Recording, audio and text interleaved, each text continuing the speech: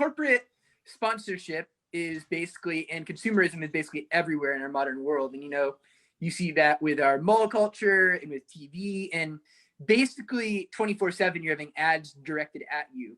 I think one of the places, and this is probably one of the reasons that people are so charmed by this, is like when you visit historic landmarks, it's really a reminder of where we're at back in time before all of that, or before our modern world became the way it was, which is why this next story is a bit, controversial, but also compelling, is that the city of Rome has really, seen, it's been hard hit because of the absence of the tourism that really makes up such an important part of what their city does. And so they were actually considering, attaching corporate sponsorships to many important landmarks. I think Trevi Fountain and some important plazas were discussed. I mean, however, well, I think this could, as a private-public partnership, like spruce up finances for the city. I'm wondering if this could potentially be opening a dangerous Pandora's box here.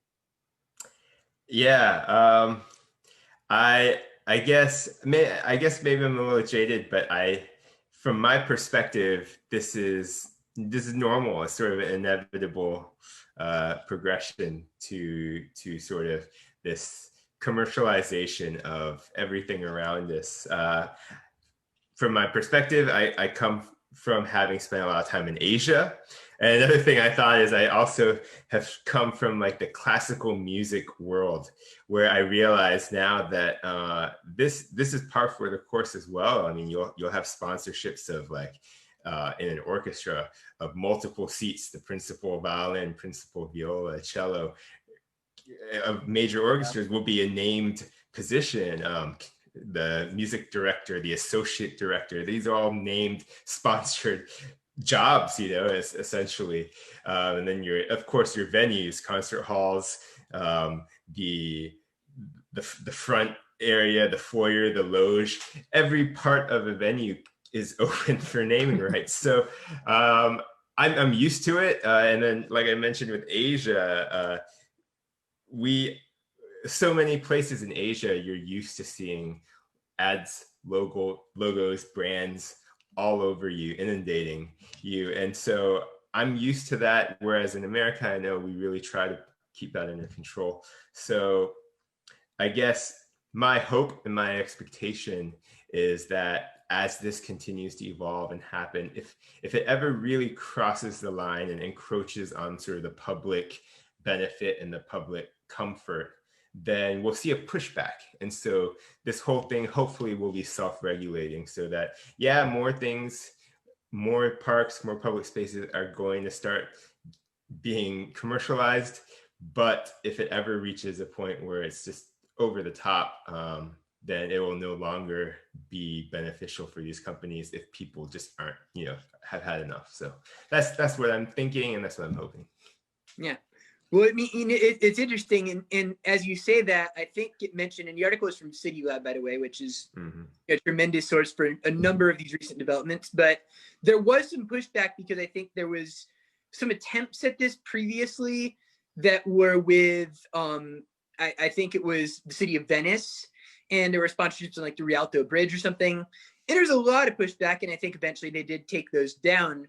I mean, I think, it's always a matter of, how are you putting this message across? Because, I mean, effectively, as you say, this has been going on with, many entities in our cities, and not just for recent years, but for decades and for centuries. I mean, you look back at Carnegie Hall, which, of course, granted, that's more of a philanthropic venture, but, going back to the early days of these Italian cities with the Medicis, their business prospects of hiring artists and, having different parts of their things sponsored by different guilds and craftsmen and everything. It's really I think the monetary aspect of it is there, whether people want it to be or not. Yeah. I think it's just a matter of doing it in a tasteful manner. And I think also one of the concerns that the article pointed out was, would this potentially lead to maybe an absence of the current private public space? Because, public space is such an important part of our cities.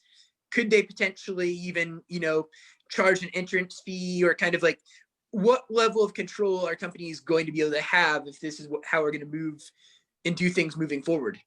Yeah, and of course that would really be a terrible thing, a tragedy if we reach that kind of a point. I certainly think if you receive naming rights as as a corporation, you shouldn't be able to influence or affect how the public space is operated. And clearly that would be going well beyond that. It's just more of being able to attach your name to something, brand it in a way, which we're seeing actually with transit systems.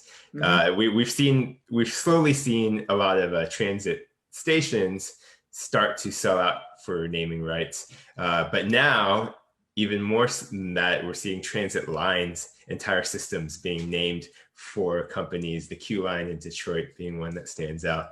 So, at some point, to me, it's okay. I mean, being a rail and transit advocate, I am comfortable with advertising on buses, advertising at bus stops, and so forth. And so if you're going to name a station something, okay.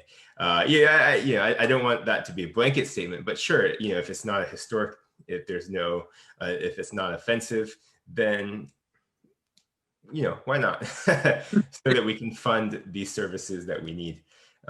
That's how I feel. Yeah. And honestly, from an economic and business standpoint, it's kind of fun to think about, for me, these different realms that businesses can explore that they haven't previously, what the implications are.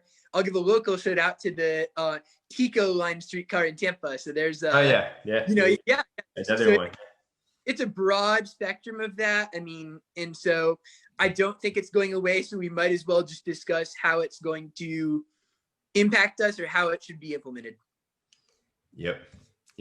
All right. It was fun, Chuck. We'll talk again later. Have a good Sunday night. Yeah.